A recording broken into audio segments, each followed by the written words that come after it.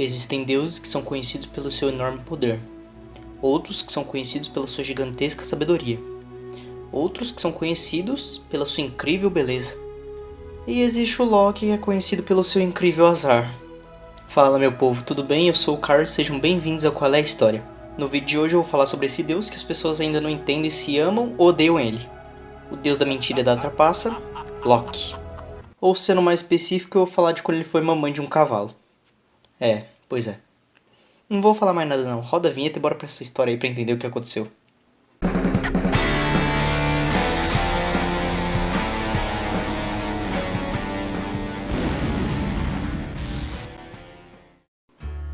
Na mitologia nórdica, com certeza a peça principal era a colossal árvore que abrigava os 9 reinos, Yggdrasil, a árvore dos mundos. E no alto dela havia o reino dourado, Asgard, onde os deuses mais poderosos viviam cercados de luxo e riqueza por todos os lados. Mas esse não era um lugar perfeito, pois muitos seres desejavam invadir e controlar esse reino. Entre os que tentavam invadir Asgard estavam os gigantes de fogo do reino de Muspelheim, os elfos negros do reino de Svartalfheim e os maiores inimigos dos Asgardianos, os gigantes de gelo do reino de Jotunheim. Só tem nome desgraçado nessa mitologia, até o final desse vídeo eu vou enrolar a língua umas 20 vezes. Mas mesmo cercado de ameaças, os deuses conseguiam proteger a sua casa graças ao poder do deus do trovão, Thor. Mas ele era jovem ainda, ele devia ter só uns 800 anos.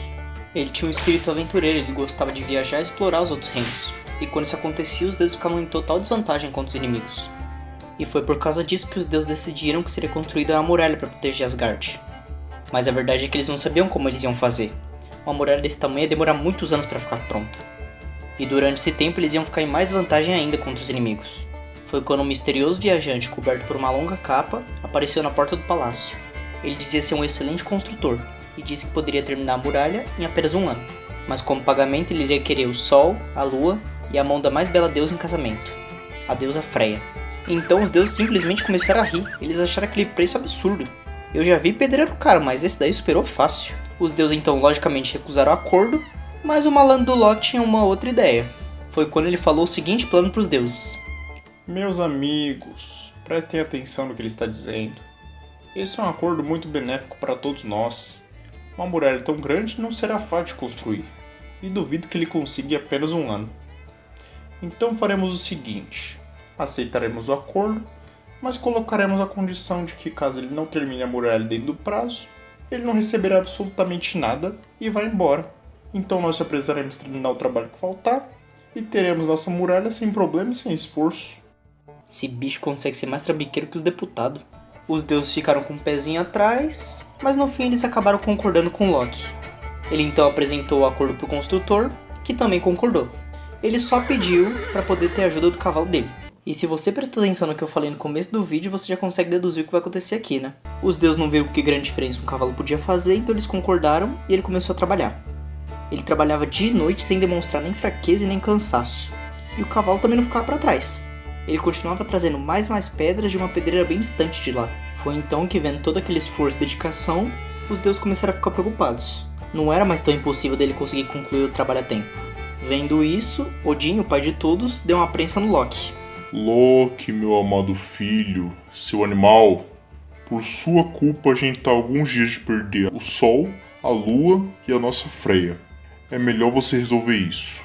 Dá teus pulos. Depois de se pedir de gentil do seu pai, o Loki teve uma ideia. Ele percebeu que sem o cavalo, o construtor não ia conseguir terminar a muralha. Ele então se transformou numa égua e foi até o cavalo para tentar distrair ele. Mas o problema é que ele acabou distraindo um pouquinho bem demais. O cavalo largou a carroça com as pedras no meio do caminho e correu em disparada atrás do Loki. Foi quando o Loki percebeu que ele tinha entrado na luta mais perigosa de toda a sua vida. Então, como um bravo guerreiro, ele meteu o pé. Só que você acha mesmo que um cavalo que carrega pedra o dia inteiro não vai ter força nas patas?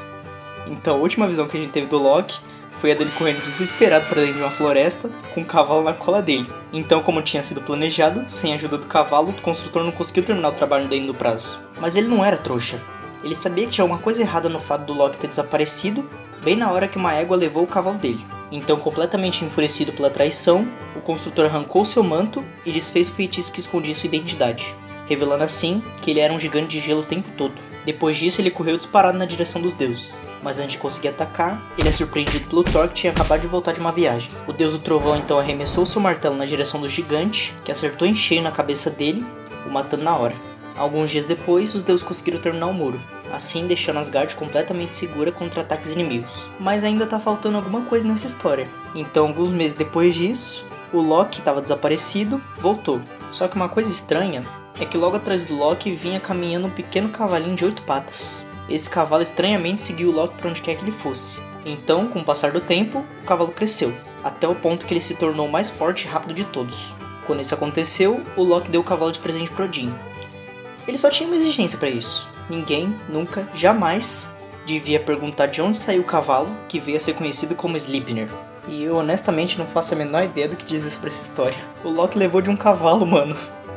E o que eu acho mais curioso é que ele sabe mudar de forma.